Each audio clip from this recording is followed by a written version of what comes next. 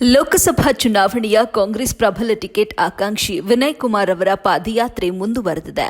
ಚನ್ನಗಿರಿ ತಾಲೂಕಿನ ಜಯಂತಿನಗರ ಗ್ರಾಮದಿಂದ ಪ್ರಾರಂಭವಾದ ಪಾದಯಾತ್ರೆ ಹಿರೇಮಲಾಲಿ, ಮಾಡೆಲ್ ಮಾವಿನಕಟ್ಟೆ, ಸಾರಥಿ ಹೊಸೂರು, ಸಾರಥಿ, ಕೆಗಾಣದಕಟ್ಟೆ, ಜೋಳದಲ್, ಗೋಪನಲ್, ಅರುನಹಳ್ಳಿ, ಯರೇಹಳ್ಳಿ ಮಾರ್ಗವಾಗಿ ಸಾಗಿ ಚನ್ನಗಿರಿ ನಗರದಲ್ಲಿ ಮುಕ್ತಾಯಗೊಂಡಿತು.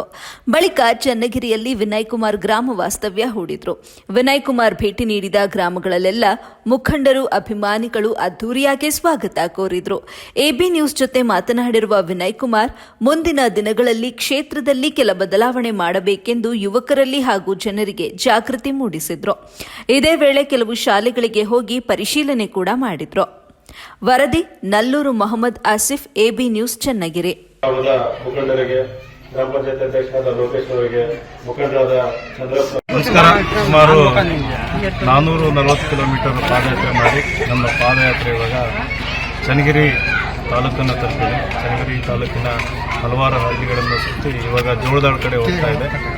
ಗಾಣದಕಟ್ಟೆಯಲ್ಲಿದ್ದೀವಿ, ಇವಾಗ ಜೋಳದಾಳ ಕಡೆ ಹೋಗ್ತಿದ್ದೀವಿ. ಅದಾದ ನಂತರ ರಾತ್ರಿ ಚನ್ನಗಿರಿನಲ್ಲಿ ತಲುಪಿ ಚನ್ನಗಿರಿನಲ್ಲಿ ಹಾಲ್ಟ್ ಇರ್ತದೆ. ಅದ್ಭುತವಾಗಿ ರೆಸ್ಪಾನ್ಸ್ ಸಿಗ್ತಾ ಇದೆ. ಚಿಕ್ಕಹಳ್ಳಿ ಆದರೂ ದೊಡ್ಡಹಳ್ಳಿ ಆದರೂ ಎಲ್ಲ ಕಡೆ ಅಲ್ಲಿರೋ ಗ್ರಾಮ ಪಂಚಾಯಿತಿ ಅಧ್ಯಕ್ಷರಿರ್ಬೋದು, ಉಪಾಧ್ಯಕ್ಷರಿರ್ಬೋದು, ಪಂಚಾಯಿತಿ ಸದಸ್ಯರಿರ್ಬೋದು, ಊರಿನ ಮುಖಂಡರಿರ್ಬೋದು, ಅವರೆಲ್ಲರೂ ಕೂಡ ಒಂದು ಪ್ರೋತ್ಸಾಹ ಕೊಡ್ತಾ ಇದ್ದಾರೆ. ಎಲ್ಲರಿಗೂ ಕೂಡ ಒಂದು ಅಭಿಮಾನ ಇದೆ. ಒಬ್ಬ ಯುವಕ ಹೋರಾಟ ಮಾಡ್ತಾ ಇದ್ದಾನೆ, ಅವರಿಗೆ ನಾವು ಕೂಡ ಶಕ್ತಿ ತುಂಬಬೇಕನ್ನೋ ಒಂದು ಒಳ್ಳೆ ಮನಸ್ಸಿದೆ ಎಲ್ಲರಿಗೂ. ಅದನ್ನು ನೋಡಿ ನನಗೆ ತುಂಬ ಖುಷಿ ಆಗೋದ್ರ ಜೊತೆಗೆ ನನಗೂ ಕೂಡ 10 ಪಟ್ಟು ಜಾಸ್ತಿ ಶಕ್ತಿ ಬರ್ತಾ ಇದೆ ಇನ್ನೂ ಹೆಚ್ಚು ಓಡಾಡೋದಕ್ಕೆ. ಯಾಕಂದರೆ ಈ ರೀತಿ ಒಂದು ಪಾದಯಾತ್ರೆ ದಾವಣಗೆರೆ ಇತಿಹಾಸದಲ್ಲಿ ಯಾರೂ ಮಾಡಿರಲಿಲ್ಲ. ಇವಾಗ ಮಾಡ್ತಿರೋದನ್ನು ನೋಡಿ ಜನರಿಗೆ ಖುಷಿ ಆಗ್ತಾ ಇದೆ. ಜೊತೆಗೆ ಕಾಂಗ್ರೆಸ್ ಪಕ್ಷದ ಸಂಘಟನೆ ಕೆಳಮಟ್ಟದಲ್ಲಿ, ಹಳ್ಳಿ ಮಟ್ಟದಲ್ಲಿ ಅದ್ಭುತವಾಗಿ ಆಗ್ತಾ ಇದೆ. ಇದಕ್ಕೆ ಪಕ್ಷಕ್ಕೆ ತುಂಬ ಲಾಭ ಆಗ್ತಿದೆ ಅಂತ ನನ್ನ ಅನಿಸಿಕೆ. ಜೊತೆಗೆ ನಮ್ಮ ಸರ್ಕಾರದ ಸಾಧನೆಗಳೇನಿರ್ಬೋದು ಅವು ಕೂಡ ನಾವು ಜನಗಳಿಗೆ ತಿಳಿಸೋ ಪ್ರಯತ್ನ ಮಾಡ್ತಾ ಇದ್ದೀನಿ. ಒಬ್ಬೊಬ್ಬರೇ ಮಾತಾಡಬೇಕಾದ್ರೆ, ರೈತರನ್ನು ಮೀಟ್ ಆದಾಗ, ಹೆಣ್ಮಕ್ಳನ್ನು ಮೀಟ್ ಆದಾಗ ಅವರೆಲ್ಲ ಪಾಸಿಟಿವ್ ಆಗಿದ್ದಾರೆ. ಸರ್ಕಾರದ ಬಗ್ಗೆ ಒಳ್ಳೆ ಒಪಿನಿಯನ್ ಇದೆ.